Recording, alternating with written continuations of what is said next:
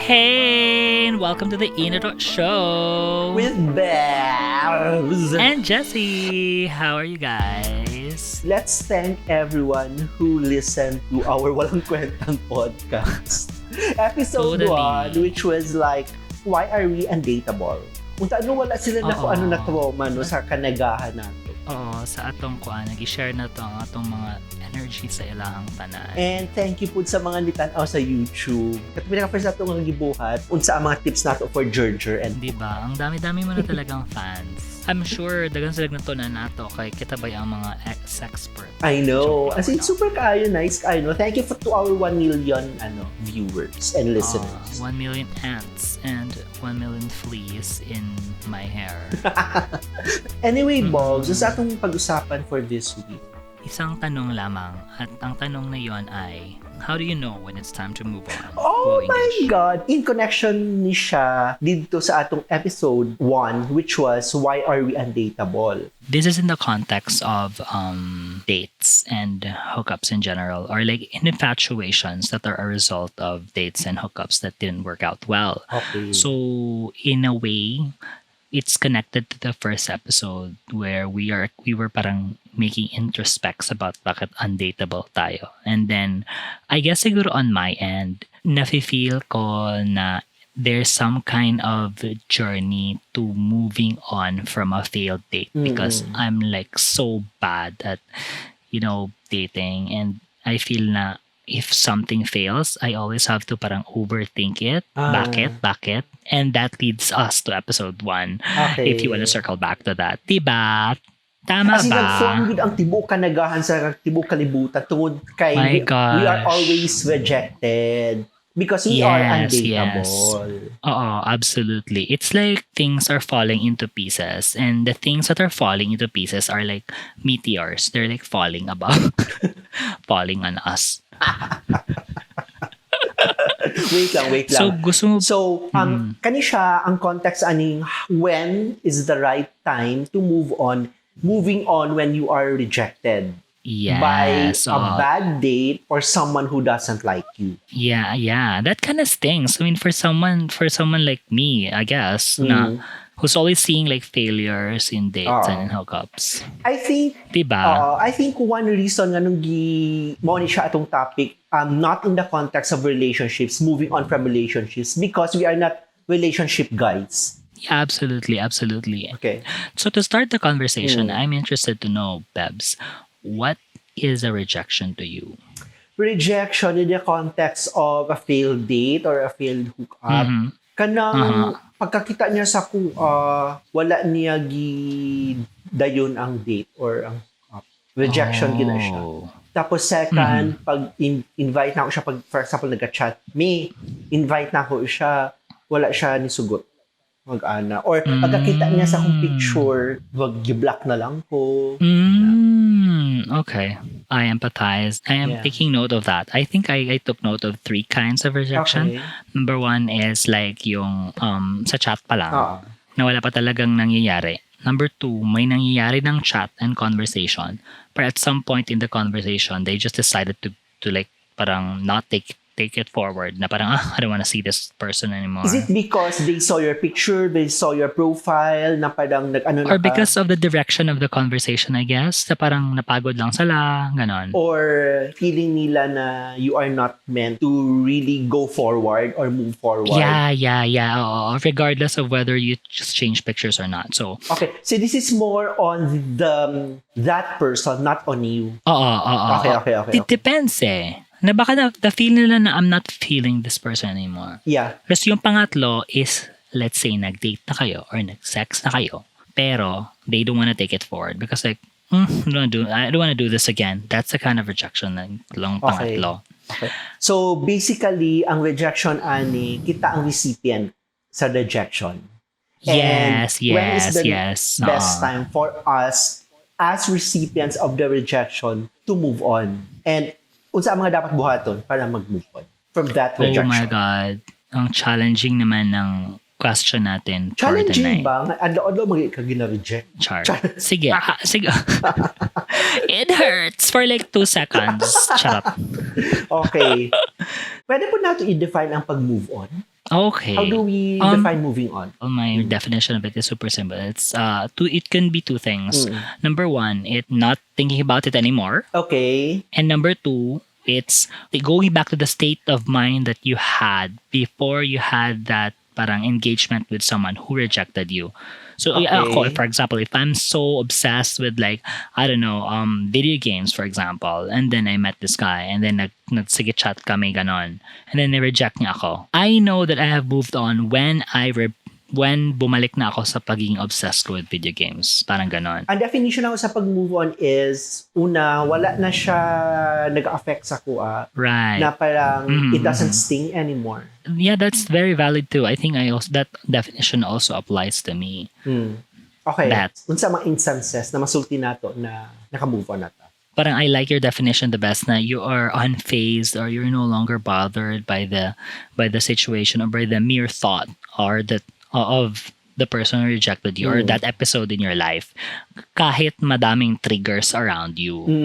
Say for example, I had that engagement with someone who, let's say, drives a white car. There are literally lots of white cars around you. Let's say an SUV, ganon. A particular kind of brand of SUV. So that can be my trigger. Okay. So if I am no longer bothered by all of these white SUVs around me that I see on the road every day, I've moved on. Ganon. Okay. Pero, kung for example, dito mo nag-sex sa iyahang white SUV, tapos feeling ni mo na it's time na mag-move on, parang katawaan lang ni mo ang incident na gi-reject ka atong tao na to. Yeah, exactly. Oo.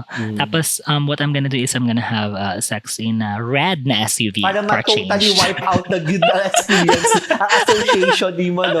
Tama. Yes. Tama. Bet. Ako, ma-feel na ako na time na mag-move on when ma-feel na ako na di worth it na mag-spend og time nga magwalo for that person. And it usually happens mga 10 minutes or up to 1 hour after the rejection. Namuna na ako. Kung gi-reject ko niya, okay, di naman siya worth it. Or di time to move on na to another person. Or pag na ako'y gi-reject ko, na ako'y ka-chat, gi-reject ko, malita na kung lain ka-chat para panakibuta. So di naka-move on ako. Yeah. I think I've also found myself in that situation. Like, I think the longer you engage with a person, the more involved and invested you become. So, dealing with rejection eventually becomes a task or becomes more challenging. You have to cope for a longer, or you have to para grieve for a longer period of time. Ang tama yung sinabi mo na naghahanap ka ng ibang ka-chat. And nagawa ko na yan. Naghanap ako ng 4 na ka-chat. So, tapos wala ka reject sa upat. Wala ko reject sa upat. So, I feel like perfect. This is the best revenge. Lamig kayo sa feeling na parang gi-reject ka sa isa, tapos gipag-agawan ka sa upat. Feeling mo, okay, I feel so vindicated. Di ba? Yeah. Sulit ang rejection. Charot. Oo. Ma-feel mo ko ni mo na pag nag-reject sa mo na one person, katong mga upat, you had the best time that you spent with them dun sa upat. So feeling ni mo na parang that first person who rejected you was not even worth it. Kaya nag-enjoy ka. Absolutely. Kauban dito sa mga panakitbutas mo. And that person was not worth it na kailangan ka maghilak-hilak tungod sa iyas. Di ba? Yeah. I think that kind of moment is very precious. Parang that moment of parang enlightenment ba na you realize na shit, naggasto-gasto ko ka ng effort to be hurt, maghilak-hilak ka na. For what? For that? It wasn't sulit. Na parang, that's a very precious moment na that makes you realize na naka-move on ka na talaga. Have you had those moments? Ako, I know I had moment like that recently. Like, grabe, it was so monumental that my grieving, like my heartache. Na I even remember saan ako nag-upo to grieve over that heartache. Tapos like looking back, it's not relevant anymore. I just, mukatawa na lang ko sa idea nga nag-spend time ko para pila ka oras ito nagluksa. As if.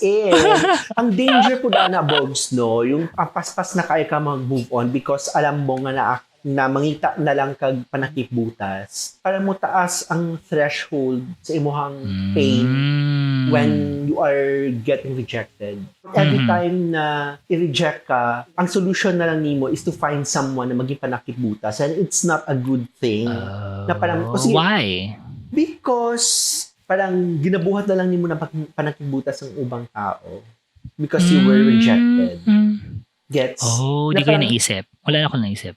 Actually, di po na ako ginaisip. No, but I think that's only bad for the people na ginagawa pa nakipbutas. But for you, I think it's doing you well. I mean, the more heartaches, the more rejection you get, the better, the more resilient your heart is gonna be, and the more tough you're gonna be, and you're gonna learn from all of that. So, sorry na lang sa mga tao sorry. na...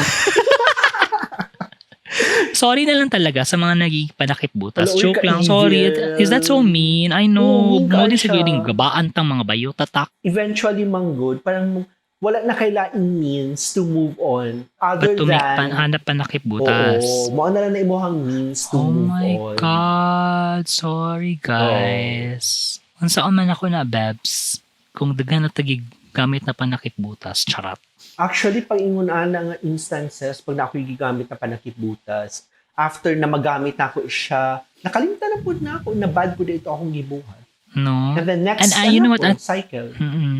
True. And you know what, at some point, I think we have become someone else's panakipbutas. So, yes. Quits lang. Diba? So, kung diba? Na siya, you are the one who is making panakipbutas or ikaw ang recipient na panakipbutas. True. Na siya. True. So, i-avail na lang dyan mo basta lagyan ng takip ang iyong butas. Love it. Kung saan nila pagpagawas kung magtakip ang butas. Oo. Like, sila ang gawin mong takip. Charot. So, I love it. Ganahan ka nga na ay panakipbutas. I think nasa sila rightful place in the world, and it's part of a bigger system that parang makes the whole world go round. Pero kabalo ka, diba? Ganahan ko sa imuhang sa imong pronoun, their place. Wala po ta kabalo nga nakita po di ginabuhat po di itang panakipbutas sa umo. Oo, diba? We are so sensitive and brilliant. My God, ka-perfect natin. Bakit? And, Bogs, by the time na mahibaw-an nimo na panakipbutas po di ay ka by someone, di ba it's a form of rejection po? Hindi ko siya naisip that way. Diba? Because I had a good time naman. But still, na parang you thought all the while na parang okay. it's a clean slate na dili ka pa nakipbutas. The guy liked you because of you and not just because pa nakipbutas ka lang. Nalaman mo na pa nakipbutas ka for that guy to move on from his own share of rejection. Dili ka malain? Siguro I haven't been parang too deep into engagements or relationships na ganun na na-feel ko. Because wala man po yung update sa ako na, hi, panakipbutas ka lang pala. And no one would tell you, di ba? No one's gonna tell you. They're just gonna reject you. True. Or they're just gonna ghost you. True. So, interesting yun siya na take, and at the same time, it's difficult for you to know if you're the panakipbutas or not. True. So, the best thing na lang is hindi mo i-overthink kung panakipbutas ka or dili. Yeah, unfortunately for the two of us, that's very difficult to do because we always overthink. Siguro, I think one time, I was a panakipbutas, or a face, ganon. And I don't mind. But I guess because I was so into this guy, na I felt like his ghosting me felt like a rejection, and matagal ako naka-move on. So what happened was, I think he told me na he was like sleeping around with me without the knowledge of his girlfriend. Siguro that was a phase, or ginawa niya ako panakipbutas in a sense na their relationship is probably going through a rough patch, and he decided na, you know what, I'm gonna sleep around. That didn't appear like so to me. Na parang to me, it was like, it was having fun, and then it was a worthwhile engagement. So, ayun, eventually, he ghosted me, and I was so sad in a sense na, grabe, pirmi na ko siya ginapangita. Nagdeliryo ka sa pagpangita. Oo, parang nagganon. Sige ko log in sa among platform sa chat ko, asa may nag-chat, and then hindi na siya nagabalik. Pero one time bumalik siya, and then he gave me, sinabihan niya ako na news na parang, I think may pag-asa na we were gonna hook up again, but nung panahon na yun was very different, na parang he totally embraced na his kabaklaan or something. I guess ganun yun. So, and we never saw each other again. So, It's sad. So, matagal ako naka-move on doon. Oh, char. So, when did you know that it was time to move on from that guy? I don't think I have fully moved on because I'm still hoping na he would still log in kung saan kami nag-chat. How long has it been? Oh my God. Before pandemic pa. Oh.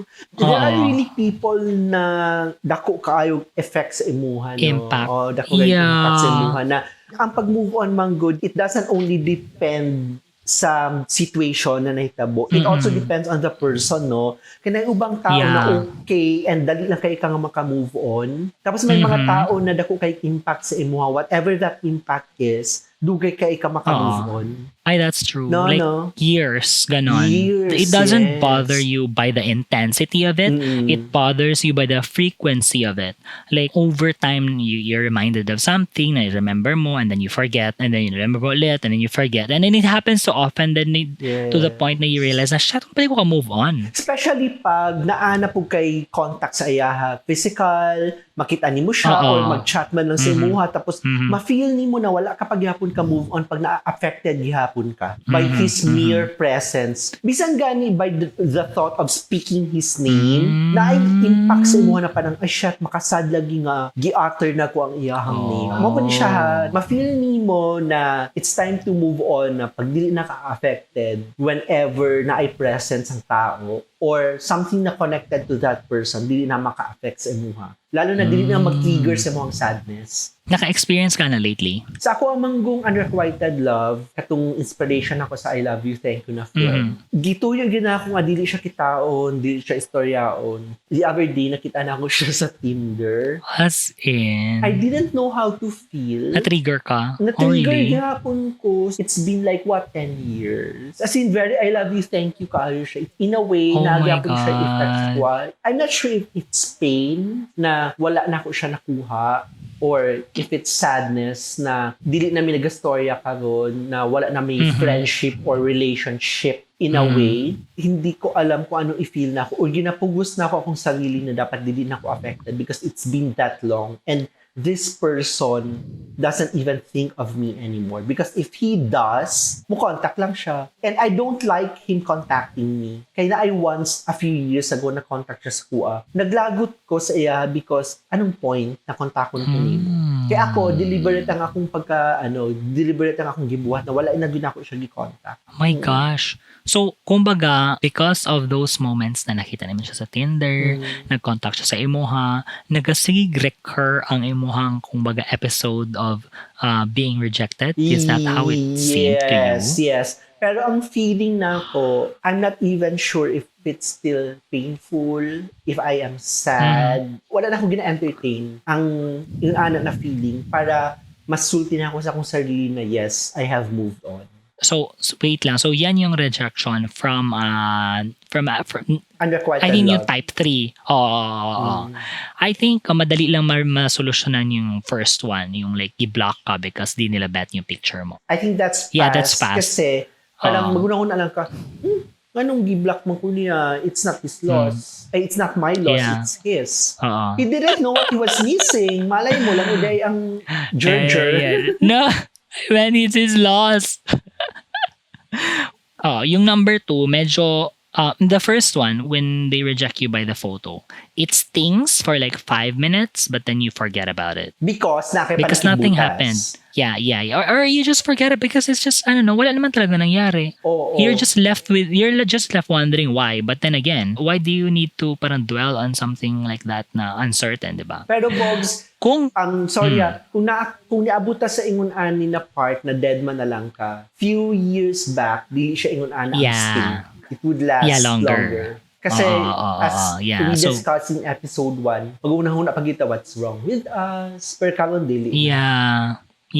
Parang we've learned and we got better at dealing with it. Tama. Diba? It was a process that we had to go through. Kay the best way to handle it and to move on is to just deadma it. Mag-anak.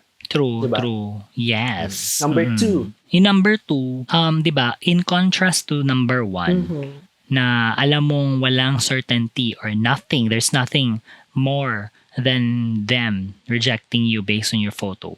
Si number 2 naman, may certainty nag-chat na kayo, na-exchange na kayo ng picture, alam mo yun ang interest na isa't isa. So there's that certainty that's being shaped by your correspondence. Yes. So when that person rejects you, mas masakit na. Because nanay expectations. Well, nanay expectation na mag-meet up mo, you're gonna end up in bed. Nanay look forward to. Tama. That's true. That's true. And you get a glimpse of what this person is like. You were made to believe that this person is into you. Bet kanya. Yeah. Oh, true.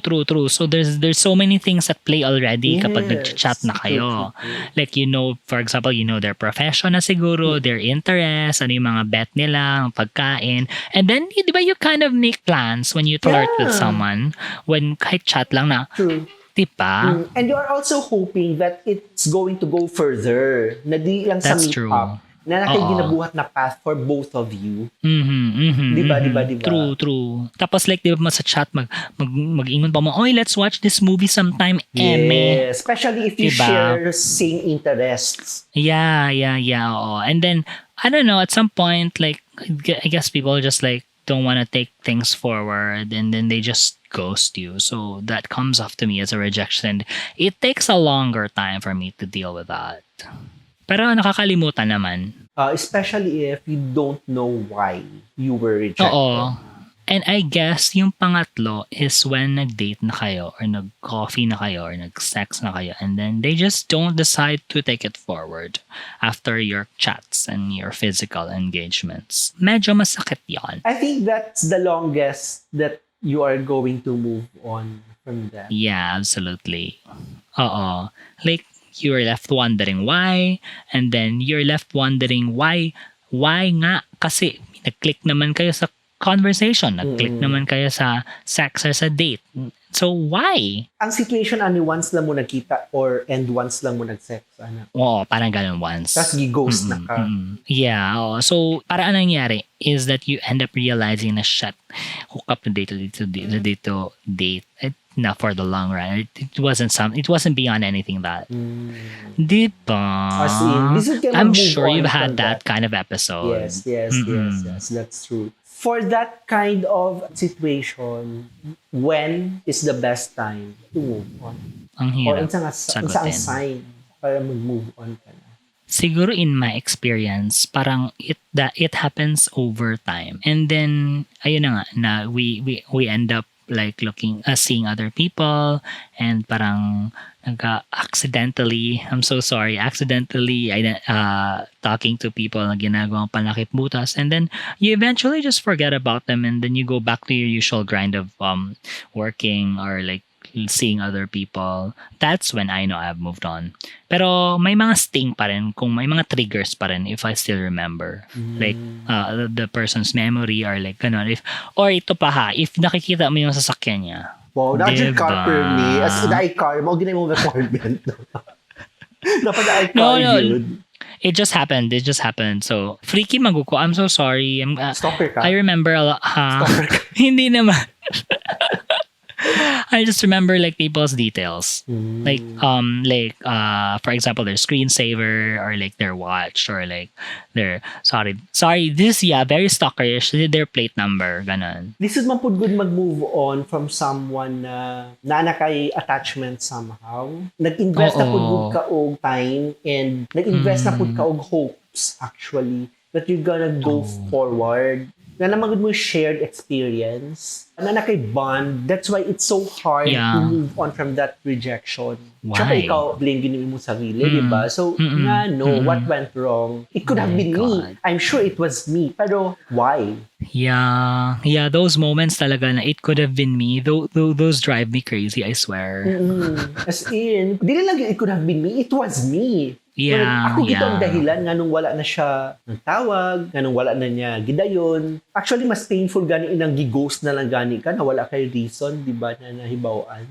Because you're left wondering, my gosh, how often does that happen to you? I think in that situation, I am more of the active participant. Ghoster. I am the ghoster.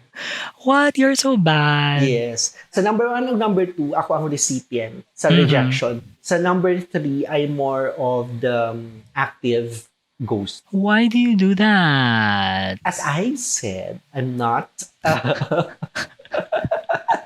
I'm not My God. I'm not a deep connection type of person. Or lalo siguro Uh-huh. ko yung mga fears, and I think it's for another episode ka ng mga Episode. fears. Nakakaloka ka, Bebs. Because you always tell me to parang, you tell me to let go your inhibitions, ganon. And you know what? While we're in this conversation, I want to share to you what my friends told me about me and my failed dates and hookups. Sabi nila, I put up like a lot of walls in front of me, around me daw.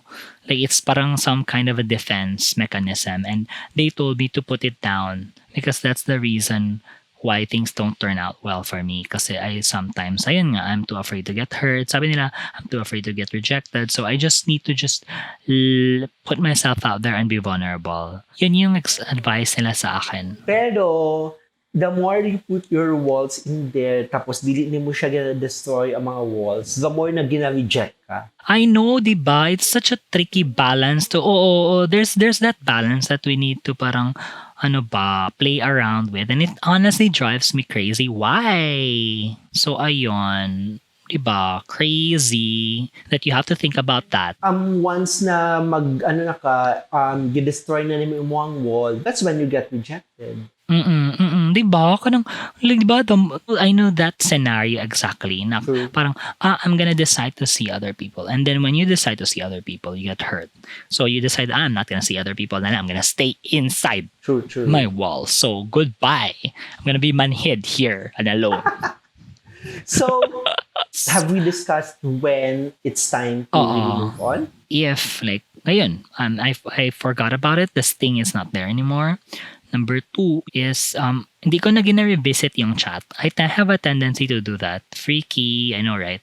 Pero ginagawa ko yan, like when the chat is really lami, alam mo yan, like when you had such a good conversation and then natingala lang ka, what naman siya, uy? And then you kind of like just scroll up to see, to relive those moments. Saya pala niya kausap. Ako, hindi na ako ginabalikan na.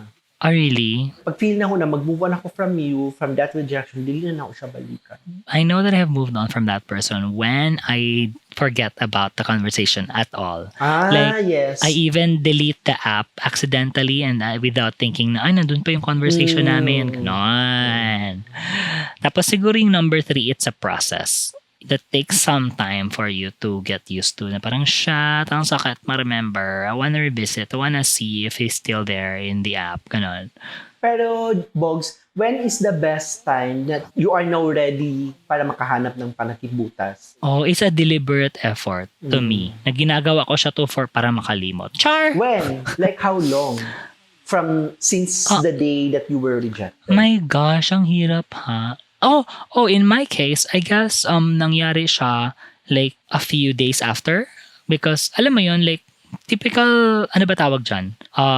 Rebound na tawag dyan. Yeah, na parang you just literally picked anybody just to forget about that person. And then I did that. And then I realized na, you know what? Sex is so much better with this rebound person, with this rebound guy. And then after that, shot ma-remember na po ni mo usab WhatsApp. Pag-uli ni mo, no? Paglaban ako na yung mga triggers. Yeah. So, mag-close ka na lang talaga ng eyes kapag uuwi ka para wala kang makikita. Wala kang makikita ang mga triggers. Ikaw? Same. Panakibutas, Jud. Kasi makita man gud nimo sa mga panakibutas ang katong empty spaces, so katong mga void gan na dapat katong tao nga nag-reject sa mo ang nag-feel. Pangitaon man gud nimo siya sa ubang tao para ma-satisfy pud ang imuhang, para ma-equalize ang imuhang pain. And at the same time, mubalik ang imuhang confidence sa imong sarili na you are also lovable. And you are not worth getting rejected. My gosh. Pangitaon nimo sa ubang tao, pero hindi din man po siya guarantee na katong mga panakitbutas na imong nakita, ma-fill up nila ang katong mga emptiness. But at least, gina-try nila patch up in a way. Right. I guess.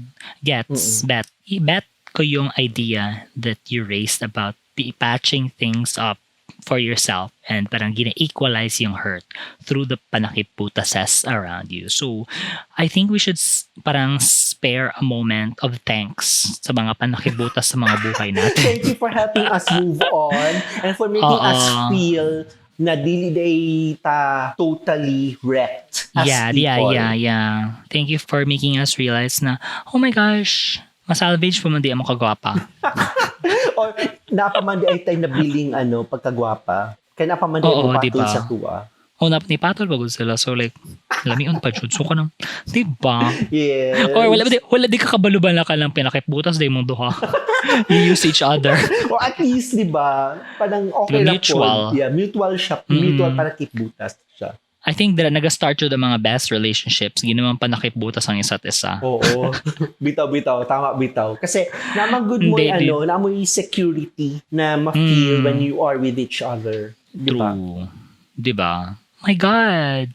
We're so intelligent and perfect and very wise in it when it comes to these relationship stuff. Dapat actually, people should be paying us to listen to these top-notch quality advice. Diba? My gosh, you guys. Kung may fetish kayo na ganito, keep listening. Charot. Yung parang keep listening if you like hurting yourself, no? And hurting others. That's the point of this show actually, to hurt yourself and others. Na I refuge, na kay ma-feel na community because di nila ikaw ang nakafeel yung ani. And we're not just a community, Bebs. We are a 2 strong community. 2 million strong community. Yeah, 2 million strong. I love it. Ang dami-dami na naman nating natutunan sa ating episode tonight. I know. So, thank you for listening. Napabakay additional. Wala na ko additional na madungag pa sa conversation, but I hope na dagan mog natunan sa among conversation tonight. O kung di man, I hope nga kung kamo kay ginagamit mo nga panakibutas sa someone, well, i-enjoy lang ang pagiging panakipbutas. I-enjoy ninyo. Kaya mabot po ang time na ikaw po ang mag-ngita o panakipbutas. And That's also, true. one last word na it. seryoso. I think moving on is a pace. It's not a race. Go with your own pace. Do not invalidate your pain. I like that. Everybody goes through rejections. Di lang ikaw, di lang ako. Tanan ta, bisag the most perfect person in the world, and that's me, undergo rejection. Ang paghawak manggod sa pain process siya. So I think you need to enjoy the process and learn the lessons while enjoying the process of moving on. O diba? You will know when to move on. Ma-feel lang na imo. There's no exact time. May bawaan na mo naka-move on ka because naka-move on na ka. You don't feel that kind of sting and pain anymore. And that's when you know na nag-move on ka na. True. I really like that you pointed it out that it's a phase. It's not a race, and like definitely it's a process, and it's something that you really learn a lot from. So get hurt as much as you can because it's only gonna make you better, if not crazy. Yes, true. Kaya kung wala ta nag-undergo na kind of rejections and processes of moving on, True. We are not talking about it karon. Kaya wala tayong experiences na ma-share. And we wouldn't be perfect. We would be very boring people if we're not hurt or we're like not rejected. So, congrats talaga sa amin at magpasalamat talaga kayo sa amin na we're sharing valuable wisdom and information to all of you. Shut up. So with that, thank you so much for listening and for watching our Waipulos nga kuan. Thank you so much guys for watching the Inireux Show with Bebs and Jesse. See you guys another time. Bye. Bye, mga purikat.